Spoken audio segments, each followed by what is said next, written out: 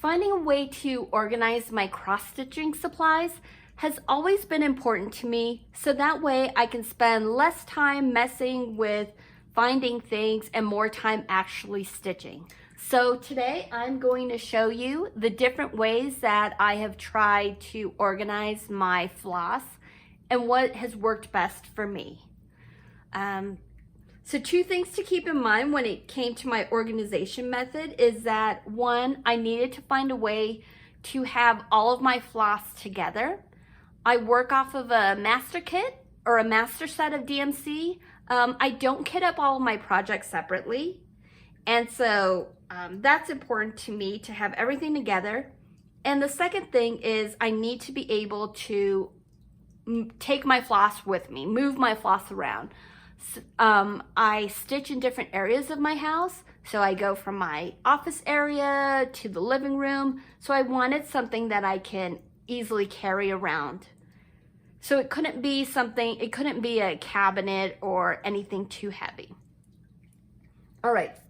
So the first thing I did was, the first method I tried was simply bobbins in a box, something like this. I had seen boxes like this in the fishing area, like for organizing tackle. So I knew this existed. And then I remember seeing these boxes at the store in the same aisle where I bought the DMC. I saw these boxes. I want to say they're probably about $3 a box, $3-4. And so I would bobbinate them, but the way I would bobbinate them to begin with was a little, I don't want to say different because I think it's probably how a lot of people do it, but I'm just going to show you. Now I use plastic bobbins, and with these plastic bobbins, there's one side that's kind of slippery, there's another side that feels more textured, and I would use either a Sharpie or the Slick Writer. I have the Slick Writer from back in the scrapbooking days. So if you look for the Slick Writer at the store, that might be where it's at. I think I use the Slick Writer like to write on photos or vellum paper. But let me just show you how I would bobbinate. So this is number 758. The first thing is I would scratch out any number that is no longer relevant.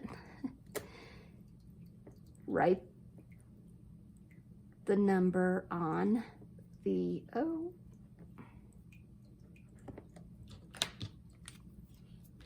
In a color that works. Now, if you're writing on the slippery side, you do have to kind of let it dry for a little bit. But once I let it dry, I don't have an issue with the ink coming off at all. So I would pull a little bit, and I would pull from the end where the number is, not from this small DMC label end. I'd pull from the end where that label is. Hold the end, and then I would just wrap it.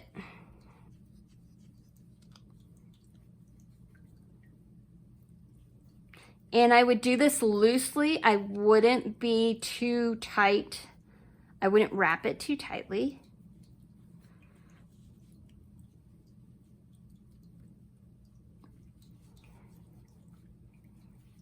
And I bobbinate everything by hand. I know there's some neat little gadgets you can use. I just, would sit in front of the TV and bobbinate.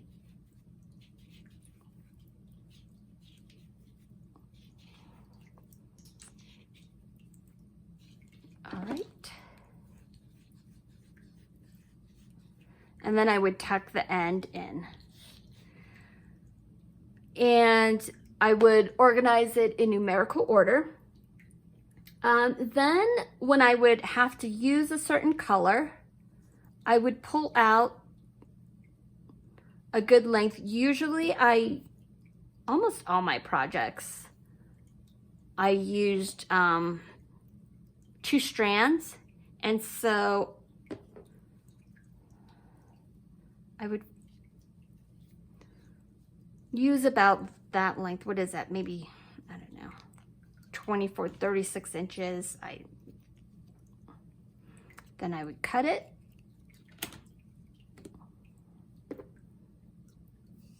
Then I would use my needle to separate one strand, pull the one strand out, and then my extra, I would loop it through the top here. Pull the ends through that loop, and then I would also wrap that around and tuck that in. And then put that back in the organization, or in the plastic container. So I would do that, but when I had a full set, I either needed like 6 or 7 of these. And so I needed to carry them around I would use a reusable shopping bag. This one's from Trader Joe's. I would use a reusable shopping bag, and I would label the end. I made a label with the range of numbers that was in that particular box. And I would store them kind of on the end in the bag, and then I would put another box on top. And so this whole entire bag would just sit on the floor next to my chair as I was stitching. The problem with that, it wasn't really... All right, so after trying the baggies and trying the bobbins in the box, the next thing I tried was just these little floss drops, I guess, kind of tags. And they're similar to how the fancy hand-dyed, the fancy floss come. So I made these using my Silhouette machine, paper cutting machine. You could also just use punches, I guess, and cardstock I had from when I scrapbooked. I put them onto individual luggage tags, and then I put all the luggage tags on a ring. This ring is made for macrame, is where I found it. That worked fine, except I had so many of these individual tags. There was just a lot of shuffling through tags. And so I wanted to find a way to kind of organize them differently. And I found these on Amazon. These plastic things, they came in, I want to say 12 at a time, maybe for like 10 bucks for 12 or 8 bucks, something like that. It wasn't very expensive. I used my label maker to make little stickers for all the colorway numbers. And so that way each card held 20. The problem I was running into was that the ends were kind of starting to get, I think you could see it more kind of with these. The ends start to get a little ratty looking. And also I have 2 cats. And so carrying these, having these just hanging there by my chair was very tempting for my cats. So what I found was, I found some bigger Ziploc bags. These are thicker than the normal Ziploc bags. I found these on Amazon. I don't know if they're the thickness of like a freezer bag. I'm not really sure, but basically what I did was I would fold the flosses, kind of put the flosses behind the card and just fold it over so it was about the same length as the card, and I would put it into the bag. And so I tried storing these in these same plastic containers. I didn't really like that because because they were so big, I couldn't stack these, I couldn't cover the containers and stack them. So then I had to carry around numerous, I want to say it was either 2 or 3 of these, carry them around with me everywhere. Where would I store them? You know, I would just have it on the floor next to me. That didn't seem very convenient. Then, kind of using the same idea, I found bigger hoops, again for macrame. I punched holes in the bags, and I used the luggage tags and kind of hanging these. But because there's so many colors, I needed 2 of them. And then the issue I ran into was carrying these around. It's fine to carry them, but then when I was stitching, I didn't have a place to hang these hoops. I tried using C-clamps on a table next to me. I tried just hanging them on the arm of my chair. Sometimes I would just put them on the floor next to me. It just wasn't working out very well. But the thing that I did like about these, let me get this out again, is that the way that I have these looped on here, it's very convenient, and it's cut. It's very convenient because this length is the perfect length for me to stitch with. And it was very convenient for me to I could just stick my needle in there and pull out. Do you see how easy that was? Pull out a length and then thread it, and that was super easy. And then if I had any leftovers, I would store it in the same spot where the rest of the thread was, or the rest of the floss was. So I would just store it like that, which was fine. And the next time I had to use that color, I could see that there was a piece stored there and I could use it. So I like the fact that these were all cut to the correct length, and it was easy to pull it out because of this kind of slip. I don't want to say slip knot, but loop, the way I had it looped up there. So then I was watching back some old floss tube videos, and I saw one of Stitchin' Mommy, Sarah the Stitchin' Mommy. I saw one of her early videos, which I think means it's like from 5 years ago, and she was using this. This is a double-sided container, and it's meant for, it says multi-craft carrier, but on Amazon I found it for $16. You can hold, it's sized to even hold like Hot Wheels cars, and or threads. But I also saw this at my big box store, like Michael's and Joann's, but I think there it was over $20. But maybe if you have a coupon, you can get it for cheaper. Well, I'm sure you can get it for cheaper with the coupon, but all right. So I store these, I store my flosses on Bobbins now, and I still write the number on the top right corner. In fact, I still had my Bobbins, so that was convenient. I can just put them back on. I prefer to store them sideways like this versus standing up, but these fit standing up also. I don't know, I just like opening it and seeing it, and I think the numbers are easy for me to see, even when they're sideways. But the difference with the way I bobbinated now is that, so when I took all of my floss off of these, they were already cut to this length.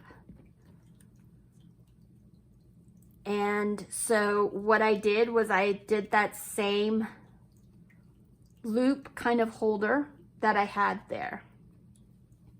So let me show you how I do that.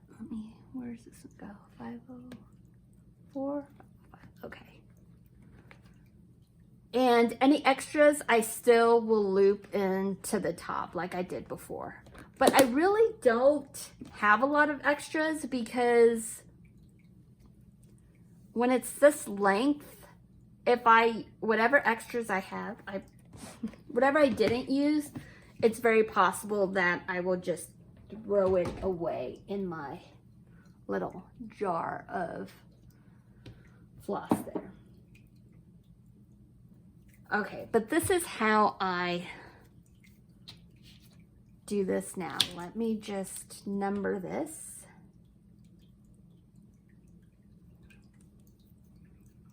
And show you. So now the way that I do my floss is I will take the end and I would put the end somewhere so it's sticking out, and I will loosely hold the skein in my right hand, and with my left hand I pull out all of the floss and I just let it fall on the floor somewhere. Then I take the two ends together, hold it in my right hand, and with my left hand, I'm just kind of making sure that it's even, that I'm not coming across any knots. So this is now doubled up, right? Okay, so then you would take the loop and the two ends you had in your right hand, and now you're gonna hold all of that in your right hand again. And I'm just going to run it through my left hand until I find the loop again. And one more time.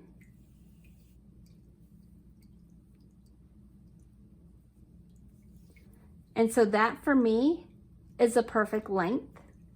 And so what I would do is take that loop, put my two fingers through it, make sure I'm in the camera, put my two fingers through it and pull all of my ends. Oops.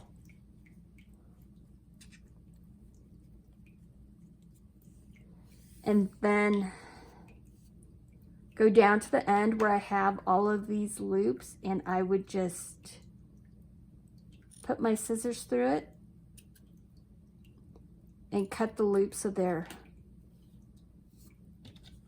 you go. And now this is the perfect length for me to work my threads. So I would separate it by simply, and I can't see because I have my glasses on,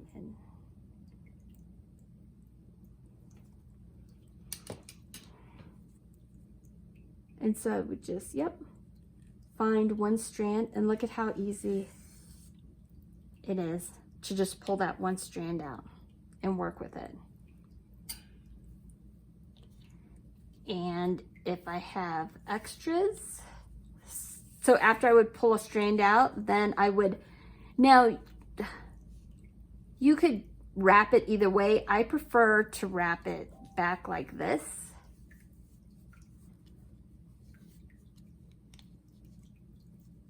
And then I just put all of those ends in there. And if I have extras, I just would run it through